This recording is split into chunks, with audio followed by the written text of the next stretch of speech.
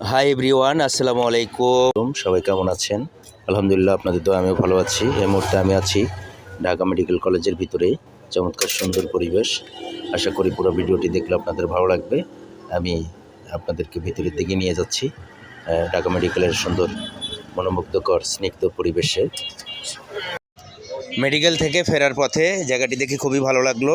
ভাবলাম যে একটু ভিডিও ধারণ করে নিয়ে যাই। ইনশাল্লাহ সবাই তো এখানে যারা এসেছেন অবশ্যই জানেন এই জায়গার সুন্দর পরিবেশের কথা। এটা আমার চোখে এর আগেও এসেছি ঢাকা মেডিকেলে, কিন্তু এই জায়গাটি এত সুন্দর আমার চোখে আগে পড়েনি।